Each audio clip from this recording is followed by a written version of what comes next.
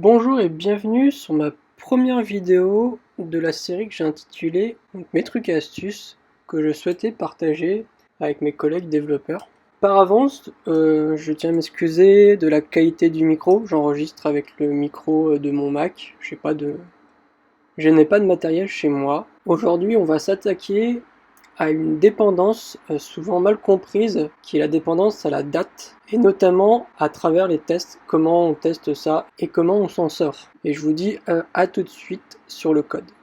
Alors nous allons écrire notre test qui va nous permettre de vérifier la règle métier suivante, que la date de début de la réservation ne peut pas être avant la date du jour. En fait. Là, on va écrire la date de réservation. Le début, c'est le 29 août donc 2020. Et là, je poursuis l'écriture de mon test. Donc, nous, ce qu'on veut, c'est... moi, ce que je veux dans ce cas-là, c'est quand je réserve une chambre avec cette date-là, que j'ai une erreur. La date de début de la réservation n'est pas bonne. Du coup, j'écris un try catch parce que je veux lever une exception ou une erreur. Donc, j'écris mon test par rapport à ce design-là. À noter le assert.fail qui est important au cas où aucune exception ne soit levée, que le test soit quand même rouge. Donc là je suis forcé à mettre un nouveau paramètre qui est la date de début de la réservation. On voit que là c'est devenu rouge sur le premier test, c'est normal parce qu'il n'existait pas. Donc là moi je prends le parti de le rajouter à la volée et de donner une date qui va être cohérente, à savoir le 31 août. Donc là je vois que mon test donc il est rouge. Très bien, donc je vais le faire passer au vert en disant que la date de début doit être, si la date de début elle est inférieure à la date du jour, donc new date en JavaScript, je peux lever l'exception réservation start date is before current date. Donc là tout passe, donc ça c'est super cool.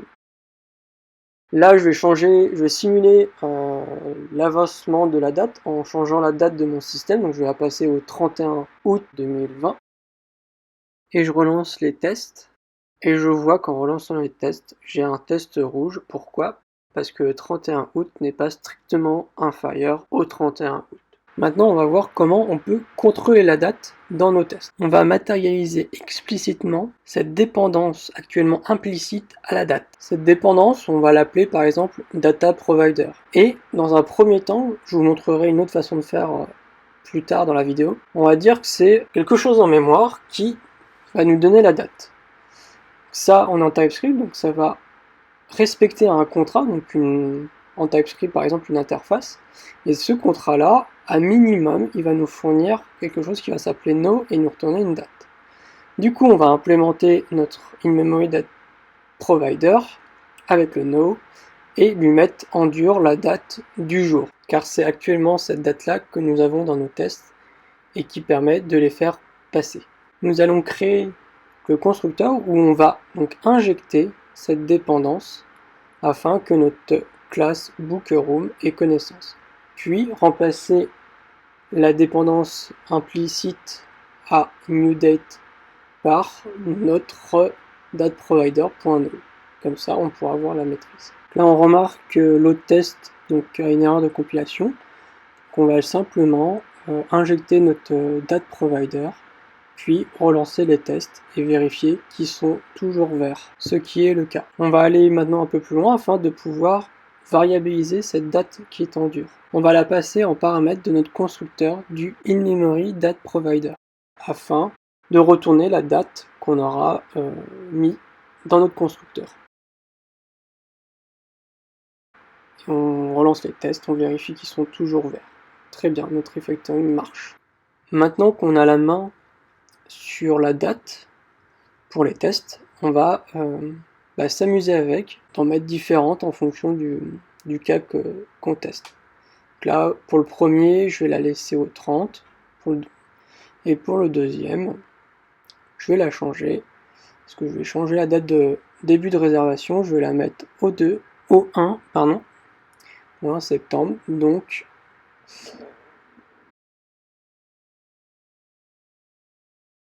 là je vois qu'en changeant la date, j'ai toujours un test rouge. Je vais juste mettre la bonne date du jour, qui est le 2 octobre. On voit à quel point maintenant j'ai la maîtrise sur la date du jour.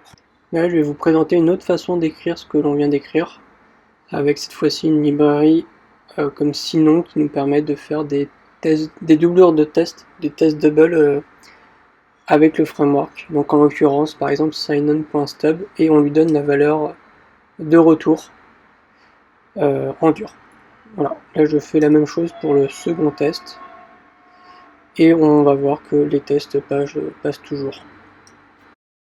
Pour terminer la vidéo, je vais vous montrer comment du coup on va utiliser la classe que l'on vient de créer via les tests avec une vraie implème, cette fois-ci d'un date provider, parce qu'on ne va pas utiliser une fausse date dans notre code, ça n'a pas de sens. Donc on va créer une vraie implème qu'on va injecter. Du coup là je l'appelle real date provider qui implémente donc mon interface, et donc il me force donc du coup à implémenter no, et où je mets une new date qui pourra me donner la date du jour. Puis je renseigne date provider dans le constructeur de Bookeroom. Pour que ça soit un peu plus probant quand je vais tester le code dans la console, j'ai mis à jour l'erreur pour avoir un peu de texte et que ça soit un peu plus explicite. Du coup là j'écris après donc, mon use case, donc Bookeroom exécute avec une date dans un try catch. Si la date elle est bonne, je vais pouvoir avoir un console log de true. Et en revanche, si la date est inférieure à la date du jour, cette fois-ci j'ai mon erreur. Maintenant on va tester dans la console. Du coup on va lancer notre script. Ça nous donne true avec une bonne date, et si je mets une mauvaise date, cette fois-ci ça me donne donc mon erreur par rapport à la date du jour. Voilà, la vidéo touche à sa fin. J'espère que vous avez appris des choses. J'espère que la vidéo vous a plu, que les explications étaient claires, etc. N'hésitez pas à poser des questions ou à mettre des commentaires, et à la prochaine.